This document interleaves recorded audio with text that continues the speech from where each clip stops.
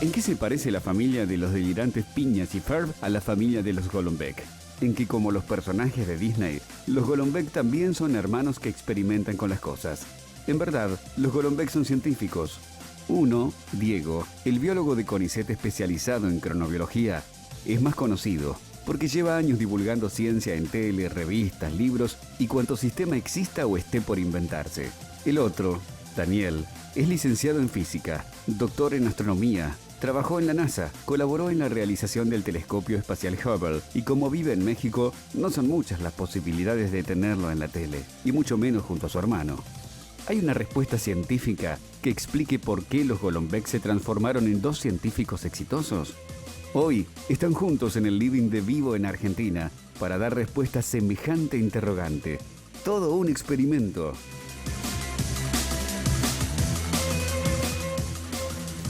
Y los tenemos acá en Vivo en Argentina. Diego es más conocido, tenemos imágenes, pero de Daniel no teníamos ninguna referencia y lo primero que llama a la vista, buenas tardes, muchas gracias por venir a los dos. Los anteojos de Daniel, ¿qué pasó ahí? ¿Por qué a ver, no? ¿por qué no? Eso, ¿por qué no? Tiene uno redondo y uno cuadrado. A ver, si lo toman, mayor. es así. Muy bueno, muy original, sin duda. A ver, ¿se nace o se hace científico? Qué buena pregunta. Yo creo que se hace. Creo que todos somos un poco científicos de chiquitos y después nos olvidamos. Y algunos nos volvemos a acordar un poco más adelante. Pero me parece que se hace. Se hace sobre la base de tu escuela, de tus viejos, de lo que lees, de tu ambiente y cada vez te vas haciendo más. Y eso es interesante, ¿no? ¿Cómo era la casa Golombek? ¿Qué pasaba? ¿Había ambiente científico? A ver, Daniel, Sí, había. ¿Sí? Desde chicos a todos había muchos libros, leíamos mucho. Siempre nos impulsaron a preguntar, a ver qué pasaba, nos llevaban a lugares, así que eso lo compartimos los tres. ¿Qué hacía su padre? Mi papá era químico y cuando, como dice mi sobrino ahora, cuando Diego no existía... Porque como podemos observar, hay una diferencia ahí de edad. Me llevaba al laboratorio y yo veía los experimentos que hacía en el laboratorio de productos farmacéuticos. Y la madre acompañaba. Y la madre acompañaba y siempre nos ayudaba en los deberes, en las lecturas, en el colegio y él nos llevaba a lugares. Bien, ¿y cuándo sintieron que, bueno, eso que tal vez era un juego, la experimentación, la curiosidad, seguramente más fomentada que en otras familias, tal vez, se convertía en vocación, en deseo de proyecto de vida, ¿no? Para mí fue tarde, yo venía jugando con distintas ideas y bastante más tarde, ya bien metido en la carrera, vi que eso era lo mío. Porque vos incursionaste en la música, en el periodismo. Me dediqué a varias cosas, a escribir, a música, teatro y finalmente me fui encarrilando. Sí. ¿Y el mío fue más directo. A ver. Nunca dudé que iba a seguir. Sabía que no iba a ser abogado o cosas por el estilo. Y era en qué clase de ciencia y terminé siendo físico. ¿Y qué te gustaba de observar el cielo? Digo, estas cosas primarias que uno hace desde chico, mirar las estrellas, porque terminaste con esas cuestiones, ¿no? Sí, y empecé con esas cuestiones más o menos también armando un telescopio cuando era adolescente y observando qué era lo que pasaba. Era más saber por qué pasa, qué hay. Daniel, y yo pienso ahora, lo veo a los dos y digo, ¿qué te pasó vos cuando recibiste el libro de tu hermano que habla de un Dios que no, pero que vos podés llegar a también pensar que hay más allá, el infinito, ¿no? De eso que se habla. Eso lo hablamos, porque no es así como explicaban sobre la familia, también charlamos y también nos conectamos, inclusive en esta edad de internet, a través de las porque vos redes vivís en Estados Unidos. Yo estoy viviendo en Estados Unidos, sí. Y los pensamientos y las ideas que presentó Diego en ese libro son muy parecidos a los que tengo yo. Claro. Las neuronas de Dios, recordemos que un gran Dios. libro donde, bueno, trata de explicar desde la ciencia, ¿no?, el pensamiento religioso, Sí, algo así. Y yo no salí en defensa de Diego, pero Sí, Diego sí. dijo acá, en este mismo programa, no vengo a decir si Dios existe o no, sino vengo a decir cómo se piensa Dios, ¿no? Exactamente. Sí. Y digo, me imaginé a tu hermano y todos los que miramos al cielo, vos con un poco más de precisión si querés, también buscando ese otra cosa que no sabemos, ¿no? O sea, digo, es motivador, no digo que exista o no, motivador. Te diría que no. No.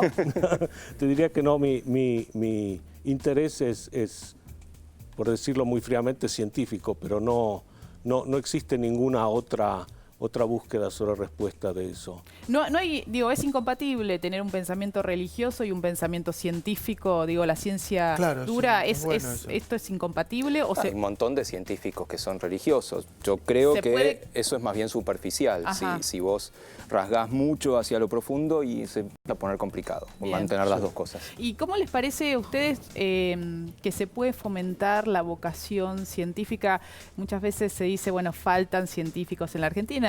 Afortunadamente en esta última década han vuelto muchos que se habían ido a estudiar afuera, hemos recuperado muchos cerebros a partir de un proyecto que ha tenido este gobierno muy interesante, pero digo, ¿cómo fomentar las vocaciones en la familia, ¿no? Entre los chicos, así como pasaba con ustedes, tal vez a tu papá sin querer, porque era su medio, el laboratorio, ¿no? Sí. Otros papás llevan a una oficina, a un banco o a otro tipo de trabajo, ¿no? Sí, bueno, nosotros tuvimos esa ventaja, el viejo como químico y también un poco como inventor. Y les cuento de uno de los maravillosos inventos de mi papá, que le va a interesar mucho a Martín, sobre todo fue una loción para hacer crecer el pelo. Y he aquí el efecto. Aquí el efecto de su maravillosa loción. No funcionó porque no lo seguimos usando. No lo siguieron usando. Claro. Tendríamos que hacer hagamos un simposio de eso. ¿Qué fue lo que inventó? Se la pasó investigando a ver qué pasaba con el pelo. Era hereditario él esta era cuestión. igual a nosotros, no sé si me explico. Hemos heredado a nuestros abuelos, dicen, ¿no? Pero bueno, ese invento no funcionó. Pero me parece la cosa no pasa por tener un papá científico, químico, inventor, sino por tratar de fomentar las preguntas y no cerrarlas. Si vos tenés una pregunta, y toda pregunta es válida, es cuestión de salir a buscar la respuesta o al menos salir a buscar otra pregunta. Daniel, y contanos del telescopio, las estrellas y las grandes cosas o lo que se puede ver allí, y el Hubble. Mañana recordemos que presenta este libro que es de la colección que dirige Diego, que es muy interesante, que es de divulgación científica, y mañana se presenta en el Planetario. El Planetario a las 6:30 de la tarde. Bien, ahí está. ¿Qué contás en este libro? Claro. Ahí lo que cuento es una historia que la gente no sabe mucho, porque sabes el principio que empezó mal, se arregló, y sabes el final, que son las imágenes maravillosas que existen. En el medio hay un grupo muy grande de gente, hay un montón de cosas que pasan para hacer eso la realidad y para poder explicar lo que está pasando y cómo se interpretan los datos. ¿El Hubble sigue dando vueltas? El Hubble sigue dando vueltas. Es como un micro, yo leí algo de tu libro y me impresionó esa imagen, ¿no? Como un micro, un colectivo. Es el tamaño de un colectivo, sí. Y ese es un telescopio que está girando. Que gira cada 90 minutos alrededor de la Tierra. ¿Y qué tipo de imágenes va? Va rápido. Va muy rápido. Va muy rápido. ¿Son de esos que podemos tirarnos a la noche en una reposera y mirar el cielo y verlo? Ahí va el Hubble, ¿Podemos llegar a verlo? Cada tanto sí se puede ver acá en Buenos Aires. No siempre por el tipo de órbita, por donde está, pero cada tanto se lo puede ver. Tengo una pregunta complicada. ¿Hay alguna página web donde se puedan ver las cosas que el Hubble ve? Sí. Es una página y hay una página en español posiblemente también. O sea, si uno lo googlea lo encuentra. Sí, uno busca Hubble, aparecen posiblemente dos, una de Estados Unidos y otra de Europa. ¿Y cuál es el sentido que tiene el Hubble como observatorio, por decirlo así, en órbita? El Hubble es la estrella de la astronomía americana en este momento, por todos los descubrimientos que hizo. Si en tu biblioteca tenés un libro de astronomía que tiene más de 10 años, es una antigüedad. ¿Ah, sí? Una reliquia. Una reliquia muy interesante.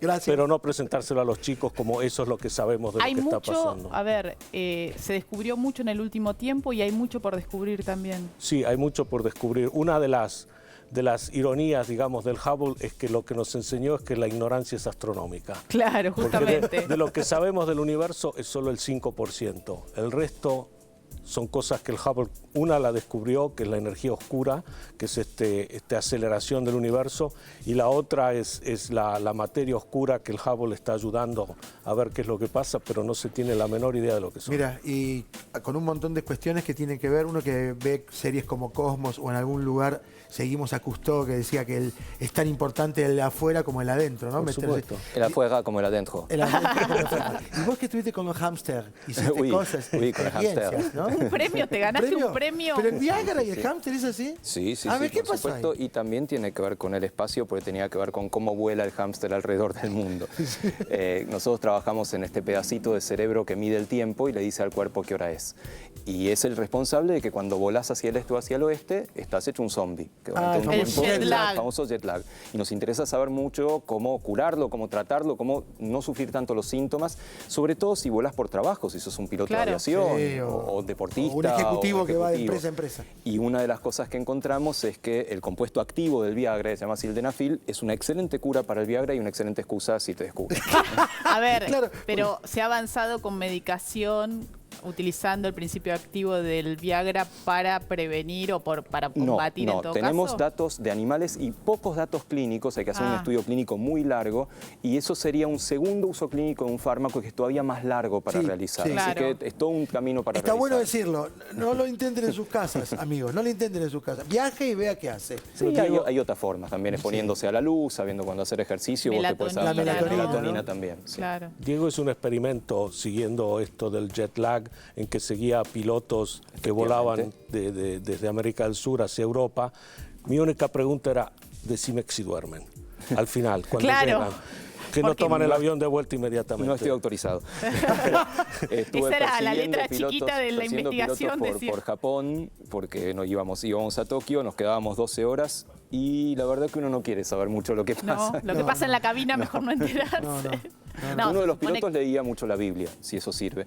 Bueno, a algunos les servirá. Otros Por ahí a ustedes religiosos. no. Viniste a Buenos Aires a presentar el libro. ¿Te quedás por cuánto tiempo, Daniel? Me quedo por unos 10 días. Unos 10 días. ¿Venís cada tanto? Venimos una vez por año, a veces 2 veces por año. Está Diego, están mis sobrinos, Claro. están los sobrinos, los hijos del hermano de mi esposa, está mi mamá y mis tías, primos, así que es muy lindo venir y visitarlos. ¿Y pensaste alguna vez, bueno, has asentado tu vida, tu trayectoria científica y de trabajo en Estados Unidos siempre? Sí. ¿En algún momento te planteaste la posibilidad de venir a hacer ciencia a la Argentina? Sí, en un momento lo pensamos y después por diversas razones, más que nada familiares, nos quedamos. En esta época de la conectividad, está bien, sí, es mucho más cerca poder ir a visitar a mi mamá directamente. Es cierto. Pero para hacer ciencia no importa dónde estás. Es Sí. cierto, hay interconexión entre Sí. los grupos científicos Es en el cierto, mundo, esto sí, es así. sí, sí. Bueno, muchas gracias a los Placer dos. enorme. Gracias. Y por mañana, invitarnos. bueno, los que quieran, y por supuesto saber un poquito más sobre el Hubble, aquí tienen el libro de Daniel Golombek que se presenta mañana en el Planetario. Bien, vamos a seguir entonces con... Muchas gracias, chicos, de verdad. Con Dani.